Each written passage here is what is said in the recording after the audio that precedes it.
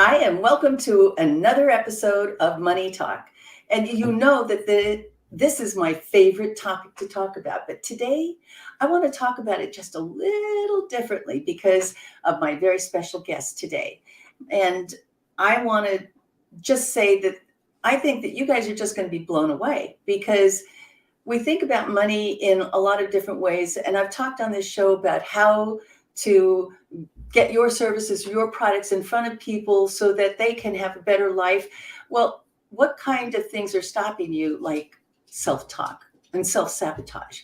We're going to get into that. So we're going to have this with my very, very special guest today, Marcy McDonald. So I only have two requests right now. That is to share and like this with everybody and stay tuned because we're going to be right back.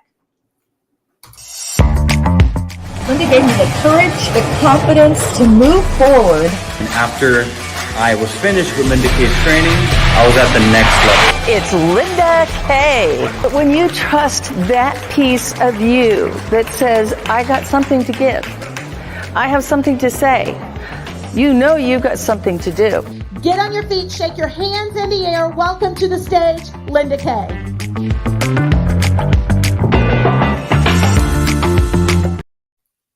So, as I promised today, we are going to be talking about self-talk and how things can impact our lives and what we're doing with that self-talk to self-sabotage ourselves. Well, we're going to cover a whole lot of topics, and I couldn't be happier to be able to bring into the episode Marcy McDonald. Welcome to the stage, Marcy. Woohoo! Thanks for having me. I'm very excited. My favorite topic is mindset, self-talk. Well, not only are you an expert in self-transformation, but you're also a best-selling author. You've done all kinds of things, Marcy, and I'm just going to give you a second to give us a little brag sheet. Tell us about you a little bit. Well, I've worked with people like Neil deGrasse Tyson, Smithsonian's president, National Geographic fellows. I've worked with the best and the brightest in the country as far as their specialties. I have done everything from work on an avocado and rare fruit ranch to traveling around the world. I've lived in great $500,000 houses, and I've lived out of my car. So I have done so many different things that I feel like the things that I've learned about how to be happy and present in your life and have an emotionally healthy mindset, I've proven that anybody can do these same things. Because if you've been there, I've been there. Even in avocado. Yes. So how did you get into this self-transformation, this mindset stuff? I listened to a lot of authors and a lot of speakers. In fact, was listening to Steve Rizzo, the comedian and Hall of Famer speaker, yesterday, and he's come out with a book called Conversations with Bob. And he talks all about mindset. Why is mindset so important? Why is that such a big topic today, Marcy? That's a great question. And I think it's such a big topic that most people have no idea what it is. It's one of those words that's bandied about all the time. Just I agree. Improve your mindset and everything will work, but nobody really knows what it is. But I'll tell you just a little sneak preview. Mindset is not fairy dust. Mindset has to do with how our brains work, and that is its most powerful element because anybody can understand just enough to make it work for you instead of against you, which is what your mindset is doing most of our lives for most people. That's pretty fascinating. Now, tell me more about this explanation of mindset, and it's an easy thing because I don't know. I know if I wanted to look my best and I go and I put something on, suddenly there's a little sneaky voice that slips in there and goes, what are you wearing that for? What kind of an impression? Is that what you mean? That's what's called self-talk. And that is a fundamental part of our mindset. How we speak to ourselves, how we treat ourselves, how we feel about ourselves, that's all part of the constellation of our mindset. And most people are completely unaware of what it is they're telling themselves almost all the time. More than 70% of the population has negative self-talk at some time. And because so few people are really aware when they're doing that to themselves, I think it's actually a much higher percentage than that. So can I just look back? You asked me how I got into That's a scary thought. So it's a very scary thought. I used to work a six-figure corporate job, and I was in a job that I absolutely loved. I mean, I just thought this was crazy. People were paying me a lot of money to do this work, right? It was my golden dream, and I was going to be there until I retired. But then along came the boss from hell, and I oversaw all content for this company, and he hated content. It was a bit of a problem, right? I started that would be a problem. Right. I started crying every morning before I went to work because I knew that my day, instead of being spent creating these amazing courses for people with these incredible talents and experts, I was going to be fighting against my boss to protect my people from his demands and his challenges as a bully, really. And so it poisoned my experience on this job. And at a certain point, that's a longer story, but at a certain point, I left. And when I left, 5 members of my family had become critically ill. And my goal was just help everybody through this. I was the only person in the family with enough savings to say I can take some time off, then I'll get another job. Well, I got everybody leveled out, and I realized, oh my God, I'm crispy fried. I've worked as many as 80 to 90 hours a week for years. I've been taking care of my family, and taking care of myself is something that was on the back burner. So isn't it like that for all of us, though, especially women? You know, we're so used to taking care of people, and who's the last one that we take care of, right? Yeah, absolutely. And we feel guilty if we do, right? If you take any time for yourself. I mean, I remember when I was at this job feeling guilty if I took an hour to go to church. Like, oh no, I could be in the office. Nobody's there. You know, it would be wonderful. One night I was in the office late on a Friday night doing something my boss was supposed to do so that I couldn't do what I had committed to for the weekend with my church. And he went off on a long weekend. And suddenly I noticed I am the only one in this 4-story building. Why is that? This is a critical piece of mindset, because we don't notice what it is we're telling ourselves and what we're doing. It's especially important for people who are entrepreneurs, and all women. It's important for everybody. But when we have our own business, we really block out those things we're telling ourselves about what we're allowed to do. Like take a day off, like take a few hours off, right? Or take a rest, take a walk. Exactly. All those things that are self-care that we truly need, we say, that's for other people. If I'm going to succeed, I need to be going full tilt boogie all the time, every second, or else I'm not good enough. And we're saying that to ourselves because we really don't believe we're good enough. Karen just said, well, you're a workaholic. No, I am not a workaholic. Now I work about 20 hours a week, but I definitely was. And if I could break that habit, anybody can break that habit. And it was a mindset habit. But what you're saying kind of sounds like setting a boundary. Is that what it is? That's definitely part of it. But instead of just setting a boundary around, say, our time or, what we do for work, one of the boundaries is the most important one is between emotionally healthy things we're telling ourselves and unemotionally healthy. So here's just give me an example of that. What does that mean? When you say, you look in the mirror and you say, oh, what's wrong with you? You needed a boundary there, because that's a judgmental statement about yourself. And here's the thing. If you notice that you're feeling bad, then you're probably telling yourself something that's judgmental about yourself. And once you start teasing that apart, you can usually find out that that's tied to the stories you're telling yourselves. And there's no boundary between the stories from your past and how you've perceived yourself and the influences you've had from other people and who you actually are right in this present. That's an interesting point. Now, you bring up something really important, because something that was brought to my attention that I do recently is something that I wasn't even aware of, okay? It's something that had probably happened in my childhood. Some rule that said you have to be this. You can't do that because you're a girl.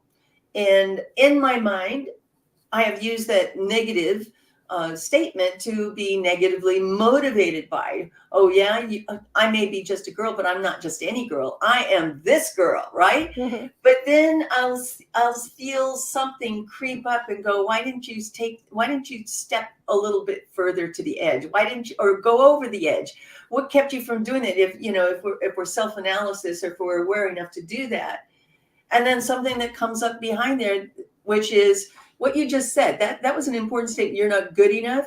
You're just a girl. You're not enough. You're just a girl. Mm-hmm. Well, I can't change that. And nor would I ever want to change that, right?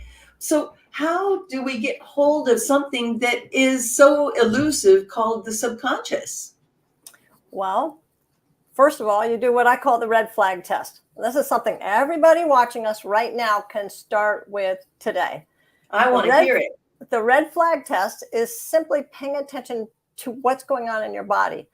Where are you feeling tension? If you suddenly realize, oh, my neck is so tight, like when you're telling yourself that, Linda Kaye, that, oh, you're not really good enough. You're just a girl. You can't do this. Even if you're arguing intellectually with it, you still feel that. And that feeling is going to show up in your body. That's your body's way of alerting you to the fact that something's not aligned in your head about who you are and what you are. It's tied to your past. So the red flag test simply says, notice stress that shows up in your body. That's an alert. It's a sign saying, hey, pay attention, because something just happened that is derailing you and pushing you into emotional stress. Now we need to do something with that. We don't just ignore it. Most people just get deeper into that. I call it getting caught up in the whirlwind. So you start to feel bad about that, then you start to feel bad about other things, and it just goes on. And next thing you know, you've lost an hour or your day or a week getting caught up in that negative feeling. But if you just begin to notice it with the red flag test, then you can identify, hey, my body is telling me something's going on where I am not aligned with my authentic true self. Because your authentic true self is not judgmental. What is our true authentic self? What does that look like? It looks like accepting that who you are, how you are, is good enough. It doesn't mean that you get to then now go onto the couch, get out your bonbons, and put your feet up and watch Netflix for the next month. It means that you're very present in saying, well, is what I'm doing right now feeling good to who I intend to be, to how I want to live, to my purpose, which is to be loving, kind, fully using your talents without going overboard. Like Karen says, work-life balance is important. Balance is important. Emotional balance is important. So let's say, for instance, you catch yourself, okay? You're getting that palpitations in the pulpit. You're getting that shortness of breath. You're getting that anxiety feeling. The palms of your hands are sweating. You've got red flags happening everywhere. What practical advice could you give when we get in that moment? Because we all have an anxiousness. We all have some anxiety about something. Yeah, Linda Kaye, that's a great list. And if any of those are your things, then I invite you to start paying attention to them, because the next thing you do, or it might be something else, the next thing you do is what I call rational breathing. So everybody in this audience has been told at some point, oh, you're getting stressed out, just breathe. But when we're stressed, we don't breathe deeply. And because because we're women, we also think we should have our stomach stuck in. So we don't want to breathe really deeply, because then we'll look fat, right? No. So what we're trying to do is disrupt the emotional mind, because the emotional mind moves faster than the rational mind. And they're literally different parts of our brain. The rational mind works slowly. The emotional mind works so quickly that when you blinked just then, the rational mind could process 64 bits of information. That seems like a lot. Oh my God, that's a lot. Holy cow. Yeah. Right. But you just blinked again. And in that time, your emotional mind processed a quadrillion bits of information. So here's a way to kind of make that figure real. If you hold up your finger and you think about like half of your pinky, now look at the entire space of the room you're in. That half of your pinky fingernail is your rational mind. All the rest is your emotional mind. So the emotional mind is in charge, and it works very, very quickly, as we've just demonstrated. And in order to work that quickly, it pulls from the past and it pulls from the negative past because that's more highly charged. So in every situation that comes up where you notice that red flag, that tension, what the emotional mind is doing is saying, oh my God, this is just like that thing that happened, or when so-and-so said to me, or when, I was a kid and somebody said something it's to me. Recalling. It's total instant recall. And it's not in the present moment. So you have to disrupt that. You have to disrupt it so you balance the emotional mind with the rational mind, but you have to call on the rational mind because it's just saying, oh yeah, the emotional mind's got this. Look how fast it's working, But no, you call it on with what I call rational breathing. And this is how you do it. You have to divert your focus to something physical is what works best. So you put your hands on your belly. So go ahead and do this, Linda Kaye. Put your hands on your belly. Now I want you to look just at your hands. And anybody watching, can do this. Look just at your hands and breathe in until you move your hands. There you go. And then as you exhale, move your hands again. That's rational breathing. It's focusing your mind on diaphragm breathing, Marcy. That's basically what it's happening. And when I've gotten into that really intense emotional state, because I'm a singer and I understand what you're talking about, mm-hmm. I have literally had my clients lay on the floor because you can't fight gravity.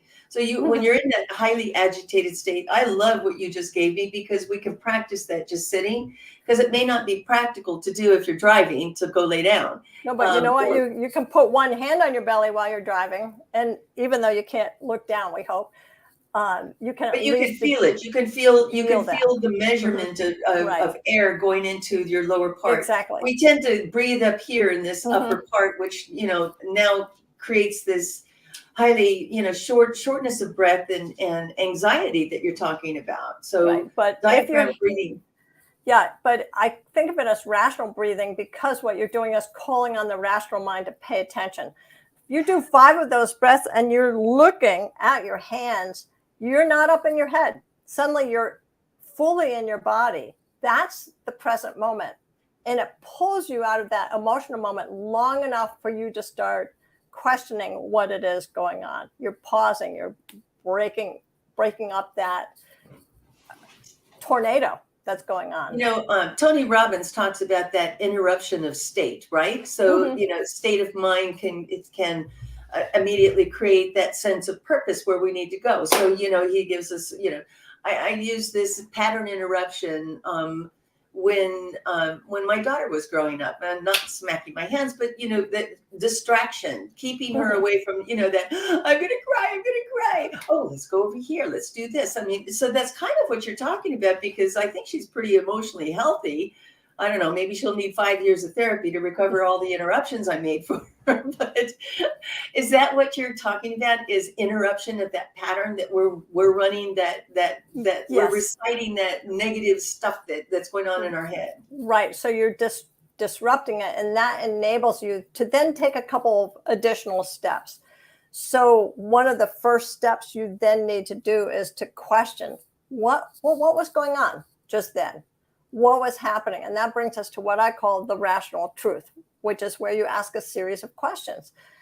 Basically, you're trying to discern, was that a fact or was that a story that sent me into that emotional state? Most of the time, it's a story. Only the facts are the present real things. And for business, this is especially important because when people get locked into that emotional state, they resist what it is they have to do because they start judging themselves. They procrastinate, or things have to be perfect, so they put it off, or they're judging themselves so much that they, if you're an entrepreneur, you have 2 or 3 years max where you've got to get it up and running, but they're putting it off because they're always trying to make it perfect or good enough, and they're judging themselves. So everything that goes wrong becomes a personal failure instead of just something that was an experiment. So you have to start questioning what's going on. And that questioning is it's a complex process, but basically you're teasing it apart so that then you can choose. Well, all right, now that I see this and understand this, what do I want to feel? What do I want to think? I've detached from this. Now what? Well, so what you just described is you've just detached emotionally from that outcome, and you're kind of questioning, where was I? What was that about? Where do most people spend their time, though? If you said 70% of the world population doesn't even know that it exists, what are the other 30% really tapping into that the other 70 are losing out on? Deep focus. Deep focus. That's where you stop paying attention to the whirlwind, to all the superficial tasks that you need to do or you think you need to do. Those are the tasks that don't take real attention, but they're easier to do because they don't require calling on the rational mind to really, really focus. Deep focus, actually, I think is the wave of the future. People who are able to spend 90 minutes at a time really concentrating on one thing, the one most important thing, they're going to be the ones who are going to move through, become the most valuable people in the world. But it's especially important when we're just talking about our emotional mind, because if you're deeply focusing, then you're not getting waylaid by all the emotional stuff that's going on. You're able to say, that's not what I'm doing right now. This is what I'm doing. And I'm not judging myself. I'm just doing this. So I was talking with a client this morning, and I was talking to her about doing 30 to 90 day sprints, right? Where you say, here's my goal for the next 30 days, 60 days, or 90 days. I don't like to go past that. And what are the things, that I'm going to break down that I need to get done in that time? And at the end of every one of those sprints, you're just analyzing it. You're not judging yourself. You're not saying I'm a failure if at the end of the 90-day sprint, I didn't do, everything didn't happen the way I wanted it to. I don't have a million clients now, or whatever it is. I don't have a new husband, or I've saved my relationship. It doesn't matter what that sprint is about. It's about understanding that you're just focused on what you need to do right then, because that's putting you in the present. And in the present is where all the joy of life is, because you're just loving what is. You're able to just be there in a very practical way. It does sound very practical, but how do you rewire when you're so used to acting in a certain way? Now, I think that being aware is certainly one of the first things, but now that you're aware that you're doing it, how do you rewire in a practical way that is sustainable? Right. So red flag test, rational breath, rational truth, which is that questioning, rational reframing. That is where you look at what it is you're telling yourself and you start to record it. I use writing with my clients because that activates part of your brain. So it's like practicing whatever new emotion it is you're telling yourself. So you reframe the statements that you're telling yourself, and you can't do all of them at once. You got to pick the one or two that are dominating so that you can start. You mean the biggest ones that are poking at you? The ones that are poking at you. One of them is you are not enough. Or if you're not working all the time, you're not good enough. Something like that. Or I had a client who, when in our initial conversation, we were talking about all kinds of things. She came to me because she had a milestone birthday. She had just started a new job that wasn't going well, and her partner had just left her. Her longtime partner had just left her. Big stuff. But in our first conversation, what came up repeatedly was she called herself fat over and over, and she never even heard it. So that was one of the words we attached to right away to start reframing, because it was in her way. It was her self-view. And so it might be. Wait a minute. Was it her reason why things were happening? Because it was the reason why she was unlovable. It was the reason, it was a reason why I lost my job. That's why he left me. Yeah. The things we tell ourselves, we attach to some emotional history. I mean, that actually came out of her childhood. And then we have to start reframing it. But what a lot of people do is they say, for instance, oh, you have a scarcity mindset. Your money mindset is all we hear about that a lot. Oh my goodness, as an entrepreneur, all we hear the that time, right? That's your problem. Well, what many experts then say is you just need to declare, I am rich, or I am wealthy, or I make $1 million this year, or something. But those are affirmations, right? But they're not true yet. So if you're trying to repattern your brain and the habits in your brain, then what you're doing is telling yourself a lie. And we cannot repattern effectively toward emotional health unless you're telling yourself either something neutral or true. Neutral or true. So you can say, I am 20 pounds overweight. There's no judgment in there. Or I need to lose 20 pounds. No judgment. Or I need to talk to 10 clients a day in order to hit my target of one new client, 10 leads a day in order to hit my target of one new customer. Okay. A week, whatever. That's the statement, but that's very different than saying, I'm rich now.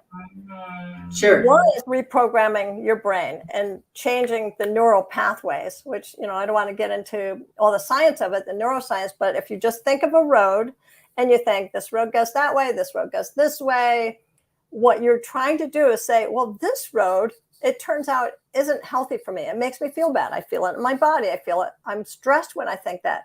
So I want to cut that road off. And the way I do that is by creating a new road over here that's not judgmental. That's a true statement that allows me to build a bridge between this old belief and what's actually true, what's a fact, or something I'm building toward. It's not a story. Does that make sense? We're building bridges all the time between where we are right now and where we want to be in terms of our mindset. That makes total sense. It's very doable. Anybody can do it, but it's very hard to do on your own, Linda Kaye, because we don't hear ourselves too well. So that's why we hear a different voice. In fact, I call her cave woman. Oh, you're not going to hear that. No, you look fat. You look this. Your hair is this. You got that nose. I call her cave woman. And and cave woman for me comes up because that scarcity mindset, right? Yeah. We think, oh my God, I'm never going to have enough money. I'm not going to have this. I'm not going to. And so it's such an easy tweak for what you just recommended, being able to calm cave woman down, assure her everything's going to be fine because she is part of me, but that she isn't my dominant part. That's the fight or flight cave woman that will rescue me if I'm falling into, deep water. But what you just gave was just such a jewel. Oh my goodness. And to be able to sustain that, do you have affirmations that you say or you give to your clients? I don't do any affirmations. Actually, what I do is I listen very, very carefully to what it is they're saying about themselves, which comes up as we're talking about things. And then I shed a light on them because most of those things are in a closet, right? We don't even hear them. They're shut up. Nice. We don't want to hear them, right? We don't want to hear them. We bring it out in the light and then we talk about, well, what's true about this and what's not true? How would you feel if that weren't true? Well, I feel great. Okay, then let's start to reframe it. And then we work together. And it takes a lot of practice doing this to learn how to start reframing your self-talk. But it is a habit. Negative self-talk is a habit. Healthy emotional self-talk is a habit. So everything, even though I have principles that I'm teaching all my clients, then it's all tailored to what it is they're saying to themselves so that they can have bridges that will really work for them. The way I would reframe something for you is not how I would reframe it for something else, because it has to do with what you're saying and how you think about yourself. So well, what you're saying is one size doesn't fit all. So no, it definitely doesn't. And that's actually part of my problem with the whole scarcity mindset thing, because that puts the blame on you. That says it's your fault. Instead of saying, no, you know what? The mindset that's going to work for you is an emotionally healthy mindset. That's the umbrella here. Yeah, there's things underneath it that you might believe about yourself. Like you might not believe you're worthy of money. That's something we can tackle. But that's tailored to you. What led you to that or someone else to that is particular. So same principles. That's why in my new book, Unstuck Yourself, Daily Practice with the Right Tools Will Change Your Life. You have to do the work, but someone has to show you how to hear and pay attention to what it is you're feeling and telling yourself and what those stories are so that you can reprogram yourself. And so it's we possible. just dropped that into the chat Oh, thank you. so you can get Marcy's book on Amazon. Marcy is a best-selling author, and this is your new book. You've got 2 other books or 3 other books or maybe hundreds of books. Six books, but only three around right now. Yeah, thanks. And here's something that I'm known for, Linda Kaye, and hopefully you've noticed this, is I'm very good at changing abstract concepts into real, tangible things that you can actually do in your life right now. And that's what I do in this book and what I do with my clients. And what I try to do on every podcast is show people, look, it's not a big problem that you can't possibly fix. Mindset, yeah, it's way out there. It's like the universe, but we're not talking about the universe. We're talking about paying attention to these few things right now. How you feeling, how you want to be feeling, choosing how you want to be feeling, and building a bridge between how you're feeling right now and there that's true to you so that you can build those pathways. We're all capable of building those roads between how we feel right now and how we want to feel. That makes total sense. You have something to share with our audience too, I think, to help them get started and get unstuck. Yes, I wrote just a short little guide, 7 steps to silence your inner critic, because that inner critic, it's a beast, it's picking on us all the time unless we're paying attention.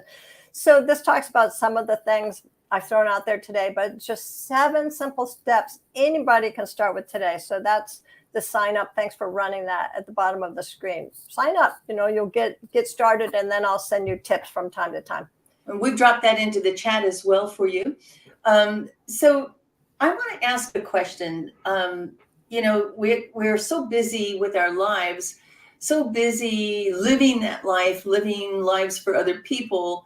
But you have a specialty that I want you to talk about that will help people really realize what is important, what's not important.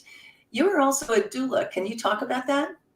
Yeah, thanks for asking. I'm an end-of-life doula, which a lot of people haven't heard about. They maybe heard of birth doulas, which bring people into the world. An end-of-life doula helps people pass peacefully and their families. So dealing with the practical, emotional, and spiritual. Because how many of us are really looking forward to moving on to the other side? I think very few people. Yeah.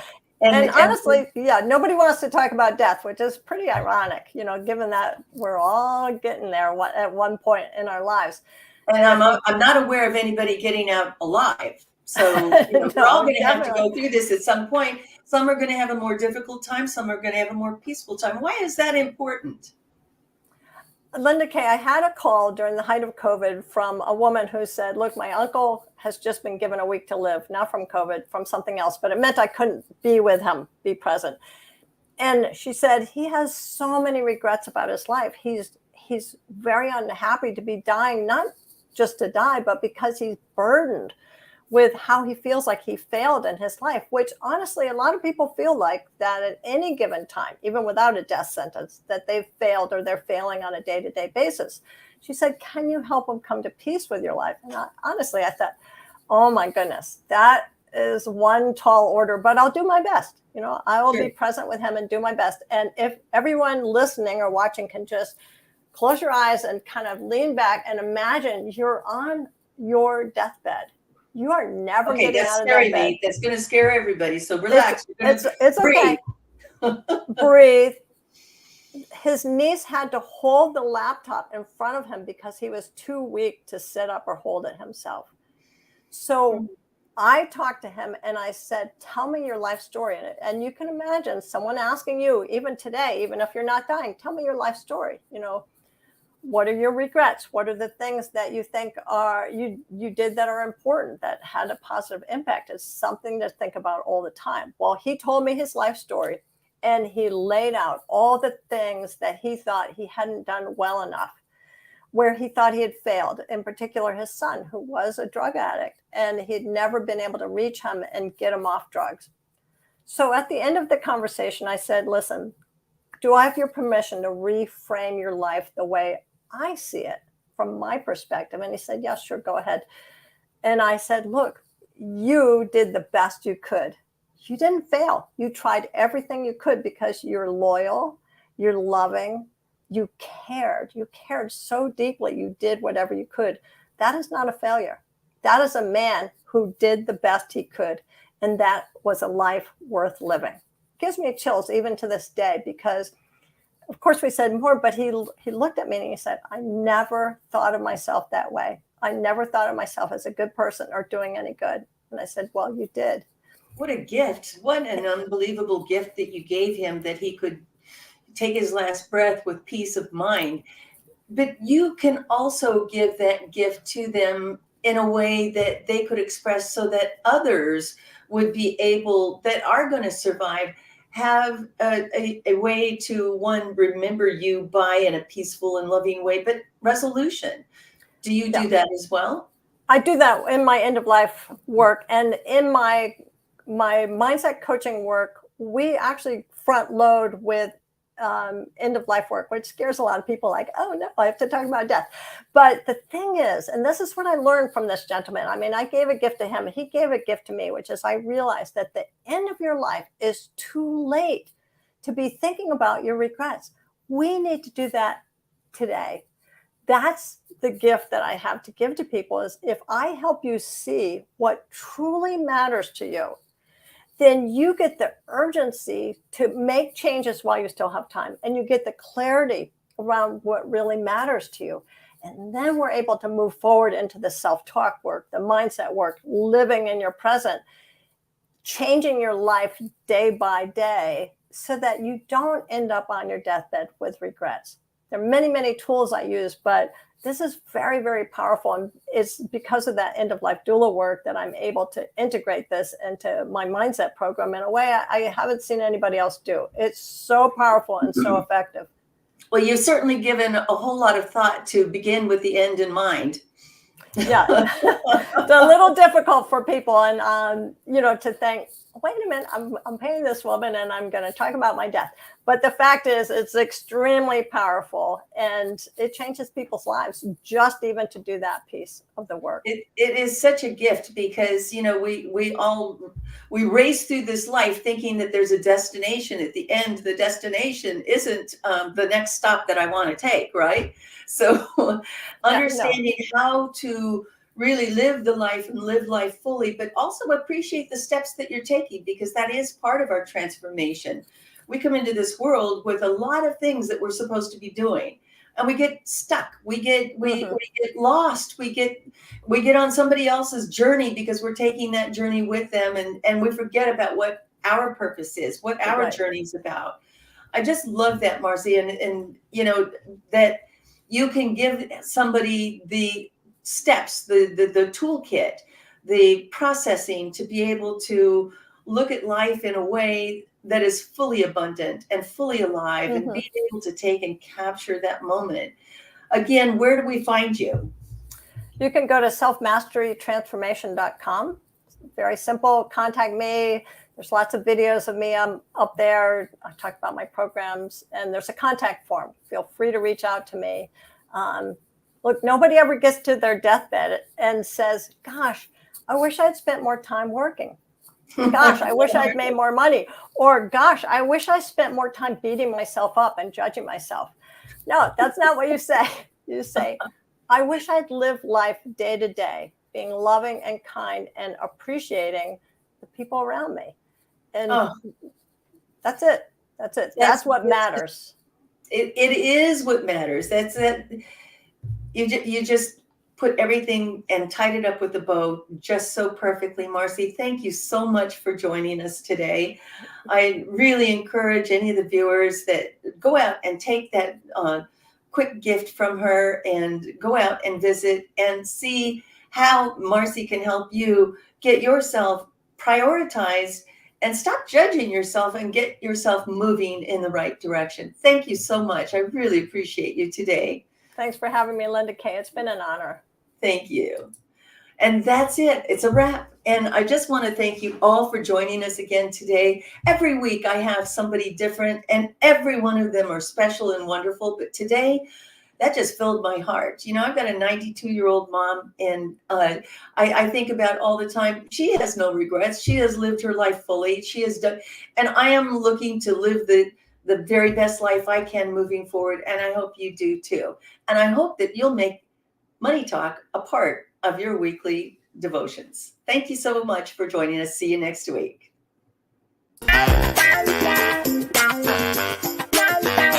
Do you like to talk about money? If you do and you'd like to be a guest, contact me at lindakay360.com.